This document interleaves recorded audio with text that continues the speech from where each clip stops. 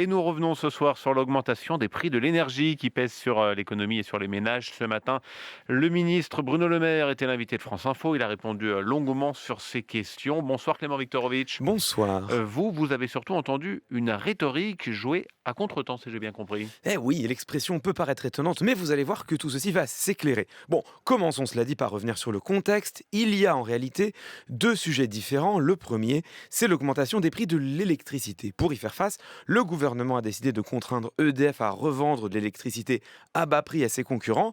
Il s'en expliquait Bruno Le Maire ce matin sur France Info. Vous savez, quand vous faites de la politique, il faut savoir prendre des décisions. Et les décisions, c'est pas blanc ou noir. Il y a des avantages et il y a évidemment des inconvénients. J'estime juste que lorsque les prix sont très hauts, donc insupportables pour les ménages français comme pour les entreprises, il est juste et il est légitime que EDF fasse un effort pour soutenir les Français. Bon, une prise de décision tranchée, hein, vous l'entendez, et qui a offert à Bruno Le Maire un angle d'attaque inattendu contre une de ses adversaires politiques, la candidate des Républicains à la présidentielle, Valérie Pécresse. Je vois Madame Pécresse qui, très candidement, nous dit j'ai pas de solution de court terme. Très bien, quand on est aux affaires, quand on a des responsabilités, il vaut mieux avoir des solutions de court terme. Quand on a des responsabilités, il vaut mieux avoir des solutions de long terme et de court terme. Vous l'entendez, l'attaque est cinglante. Et elle n'est pas justifiée. Bon, si, on peut l'entendre, hein, on peut l'entendre, mais on peut aussi s'en étonner au regard du second sujet qui est actuellement sur la table, l'augmentation des prix du carburant. Vous vous souvenez que le gouvernement y a répondu déjà il y a quelques mois avec le chèque inflation de 100 euros. La question qui se pose désormais, c'est de savoir s'il faut prendre une mesure supplémentaire, par exemple, baisser la fiscalité de l'essence comme le proposent certains candidats à la présidentielle.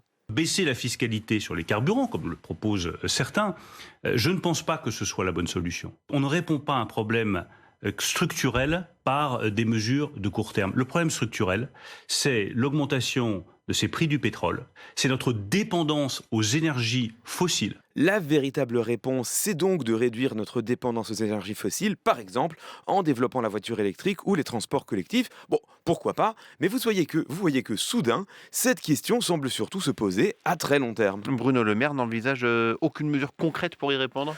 Si, il lui manque simplement une chose, des pistes précises. Je pense qu'on peut envisager des mesures spécifiques sur les personnes qui n'ont pas d'autre choix que de prendre leur véhicule pour travailler. Vous avez une piste C'est-à-dire que ça privilégiée? passerait par les employeurs pas. peut-être. Je ne veux pas mettre sur la table des pistes précises, je dis juste que la philosophie serait celle-là.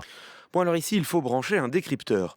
Je pense qu'on peut envisager des mesures spécifiques sur les personnes qui n'ont d'autre choix que de prendre leur véhicule. Je pense utilisation conjointe de la première personne du singulier et d'un verbe de subjectivation. Bruno Le Maire exprime donc une réflexion en son nom propre et non pas une décision gouvernementale. Qu'on peut envisager utilisation d'un verbe de modalisation, cela signifie que la prise de décision demeure hypothétique. Des mesures spécifiques, il n'a donc pas dit lesquelles. Et d'ailleurs, juste après, je cite, je dis juste que la philosophie serait celle-là. Quand on en est à évoquer la philosophie d'une mesure à quelques semaines d'une élection présidentielle, il y a peu de chances de la voir aboutir dans l'immédiat. Donc le ministre de l'économie ne propose en fait aucune mesure à court terme. C'est cela, et ce, alors même qu'il reconnaît l'existence d'un problème, c'est précisément ce qu'il reprochait à Valérie Pécresse sur l'augmentation des prix de l'électricité. Alors, indépendamment de cette autocontradiction, qui, il est vrai, ne manque pas de piquant, moi je trouve que cette séquence est riche d'enseignements sur le plan rhétorique. Elle nous montre qu'il existe bien des manières de se sortir d'une question délicate. On peut bien sûr répondre à côté du sujet, mais souvent ça se voit. On peut alors également répondre à contre-temps du problème. La manœuvre est plus subtile, mais elle n'en est pas moins efficace. Clément Viktorovitch, entre les lignes.